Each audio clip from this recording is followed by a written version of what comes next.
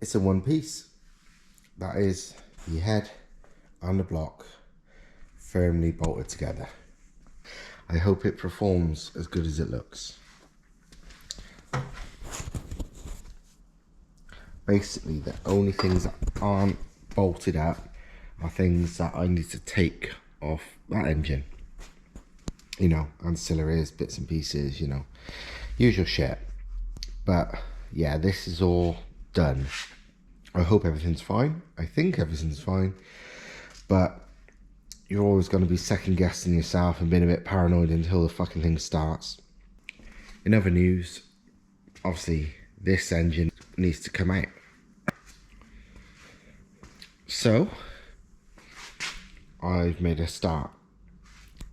Unlike the original engine, the 1ZZ, there's a lot more room, as you can probably see now,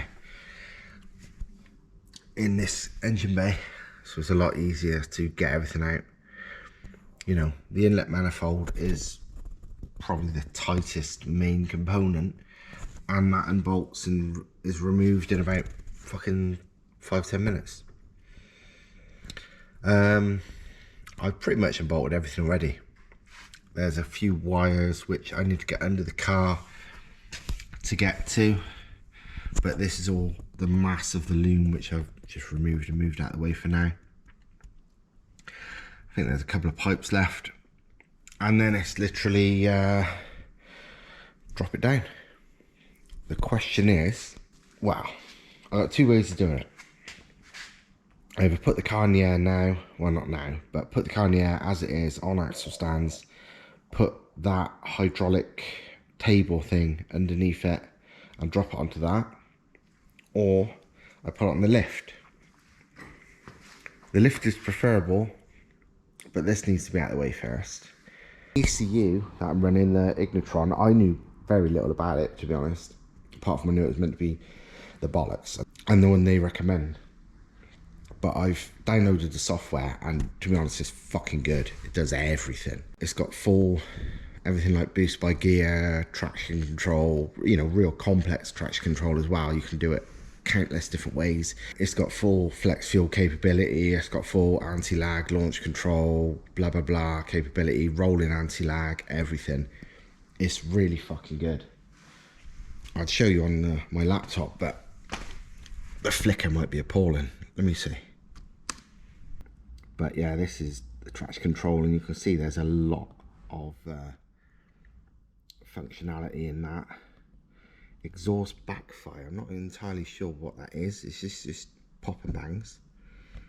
Traction control, shift light, rolling anti-lag, shift cut, launch control, rev matching, race mode, which is basically you'd have it on a switch, and this what, you know, turns on only in race mode. AC disable, gear detection, you know, everything really. Anti-lag. But yeah, it's got everything. Everything is fucking good. Also things like the vehicle speed sensor.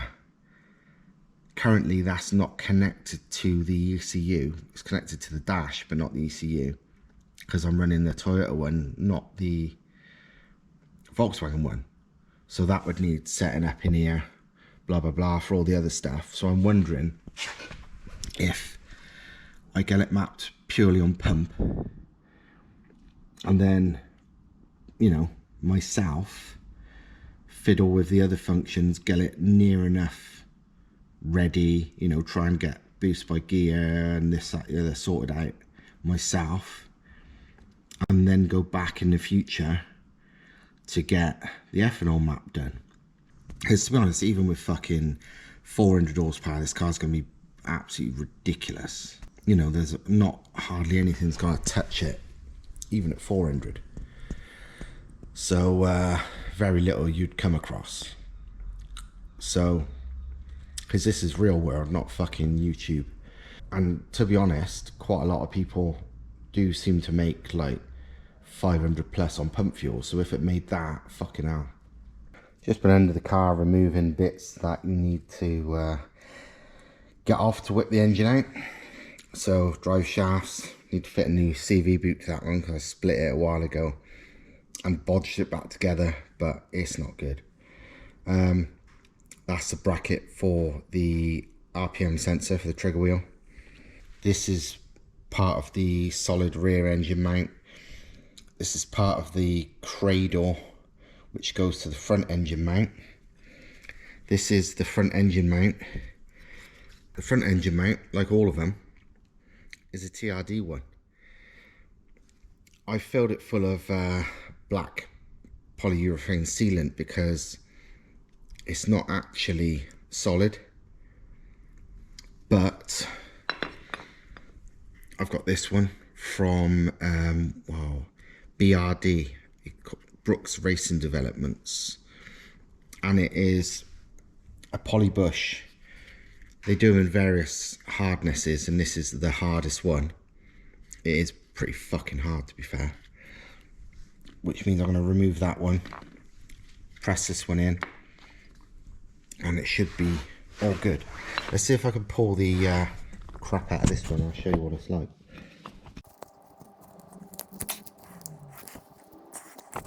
That's what it's like internally. Naturally, it had all those voids which I filled up with the sealant, and obviously, you know, that will help, but it's going to be nothing versus something like that. So yeah, definitely an upgrade. This is a mount with all the PU sealant taken out of it, showing you all the voids. And yeah, it might be TRD, but it's not that hard, just because, well, don't know, but I've removed the TRD sticker, what's left of it, and now I'm gonna have to, well, realistically burn this out. How to remove bushes? Fire. Lots of fire.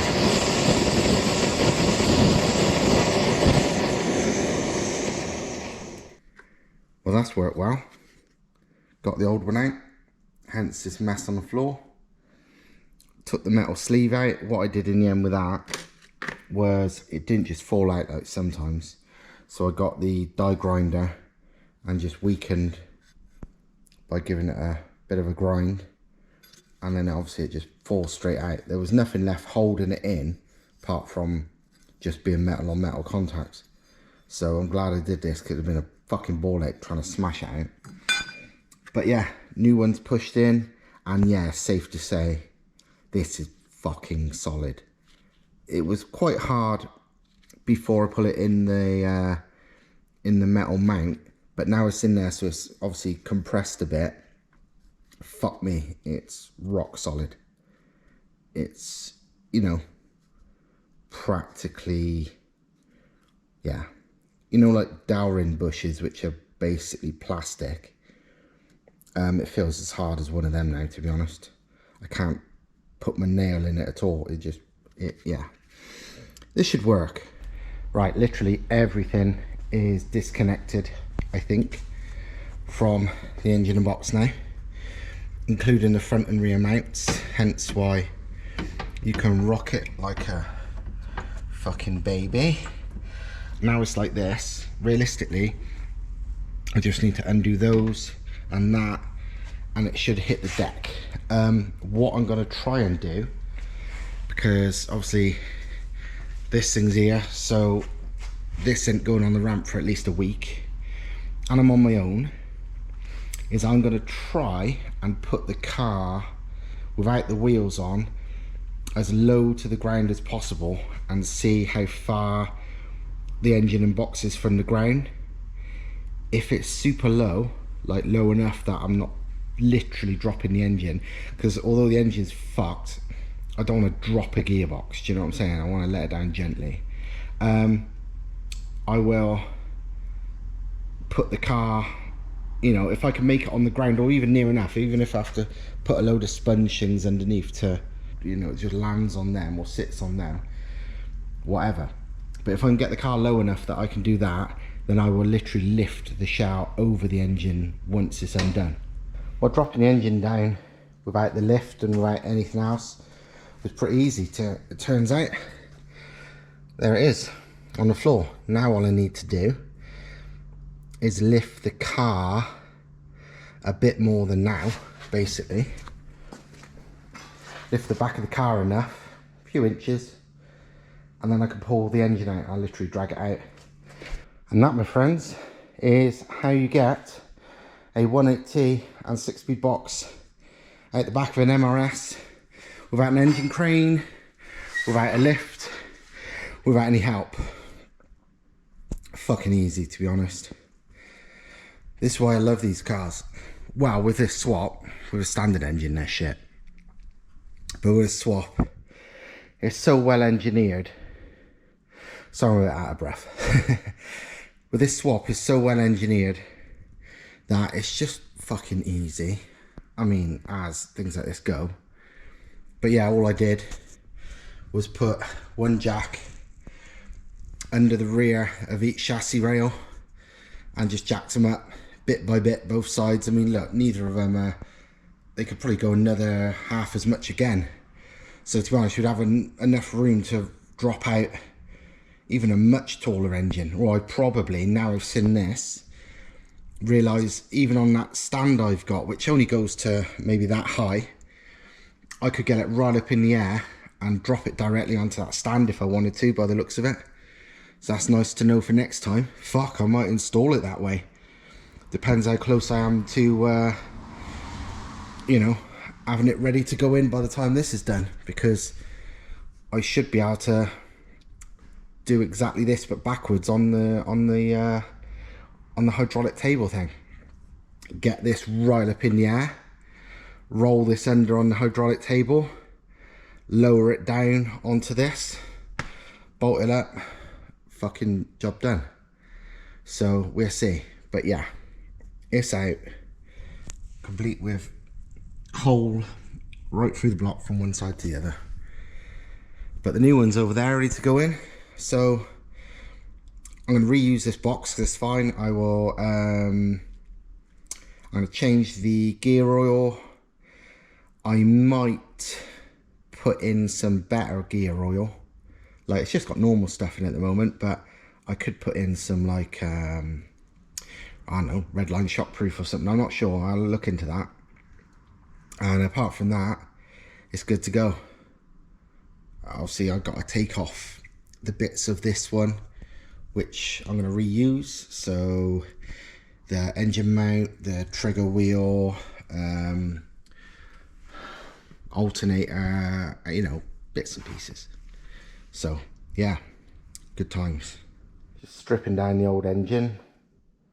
Nothing surprising so far.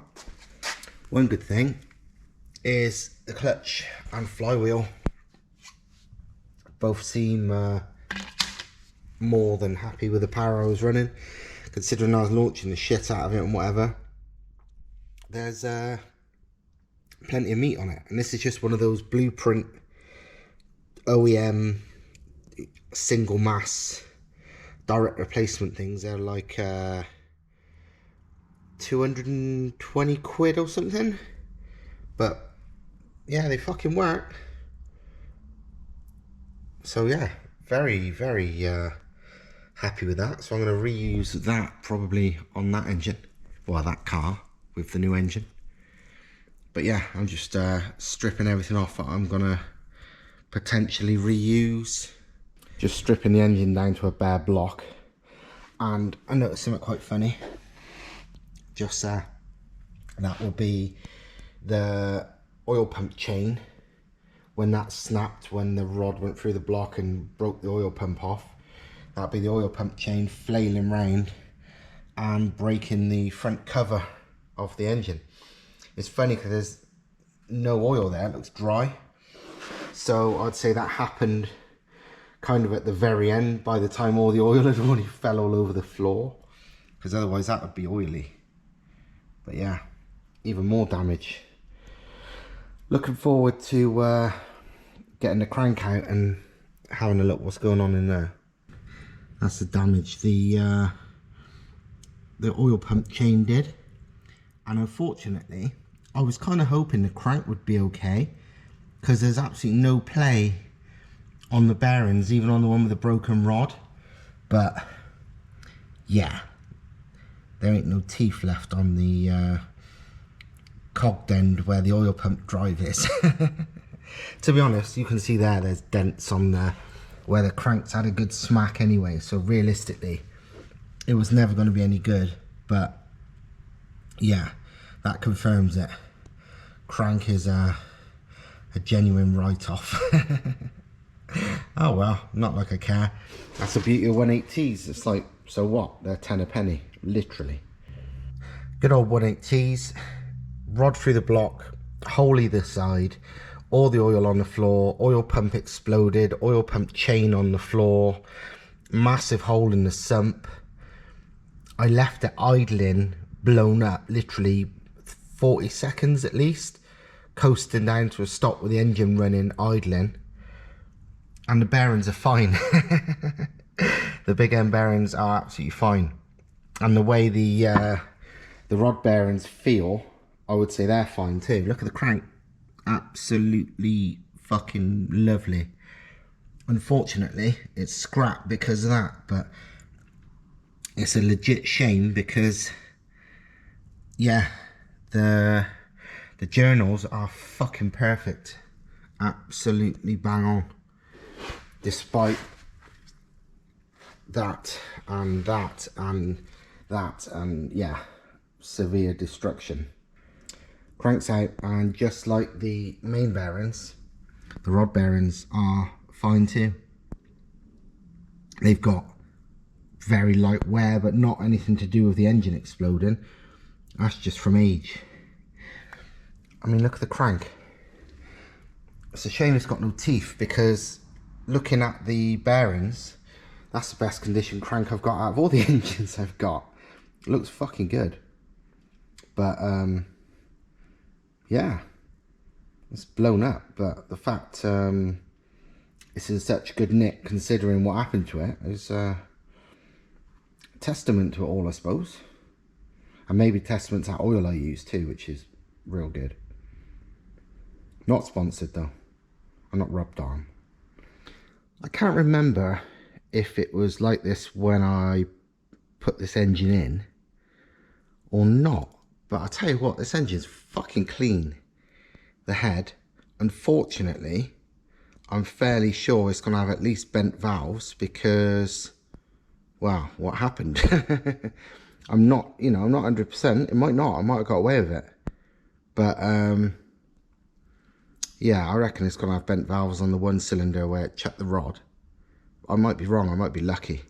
But generally, though, this fucking head's clean. Way cleaner than the one I'm putting back on. Really, really clean. Again, cleanest one I've got. Well, that is bloody brilliant news. The head's fine. That's the cylinder that exploded. Hence it looking a bit oily. But nothing. Not a sausage, no damage. The piston was about halfway down the bore.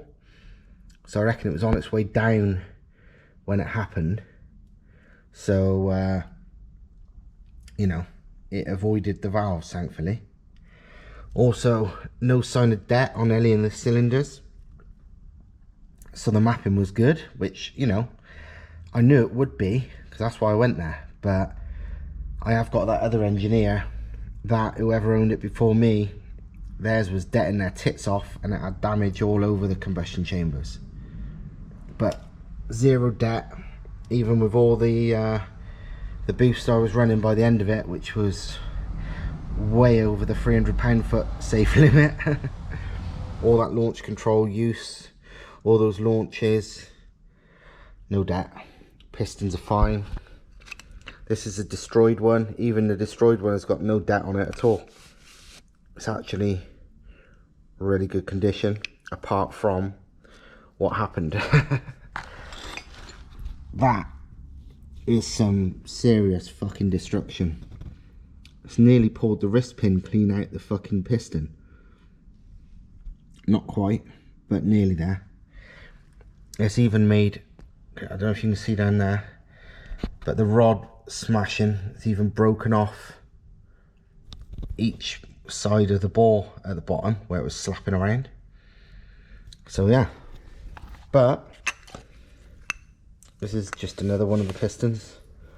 Absolutely fine. Would go again. Fuck, I might even keep this one as a spare. Depending on, oh, I've got a few nicks on it. Yeah, maybe. Probably throw it away. But yeah, there you have it. I've got a head I can use. I've definitely not got a block I can use. I'm definitely keeping this piston as a memento. Fucking hell, even look at that.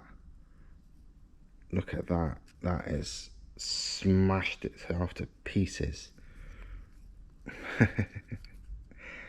Awesome. But the wrist pin's still in. Good old Volkswagen Audi. But I'm mostly pleased the head is absolutely good to be reused. So that'll probably be going on the yellow car. Right, so I guess that's the end of the video. And this is a hell of a lot of mess I've got to tidy up. But, well, all good. Progress. We get into the final stages where the new engine can go back in soon. But even better, I've got a head that is reusable, clutch and flywheel that's reusable, and well, most of the other bits, minus a crank, a block, and yes, some very smashed rod. But yeah, while the engine's out, I'm going to clean up the engine bay, finish tidying and welding bits that I've cut and modified in the meantime with the for the new setup, tidy up the wiring some more now I know sort of where things are going permanently, and you know, so on and so forth. And yeah, just crack on basically. So that's enough for this video. More than enough, to be honest. Hope you liked it. No action, but lots of fucking carnage and lots of progress. So yeah, I will see you next time, and maybe next video engine will go back in. Don't know. We'll see how lucky we are. Ta-ra.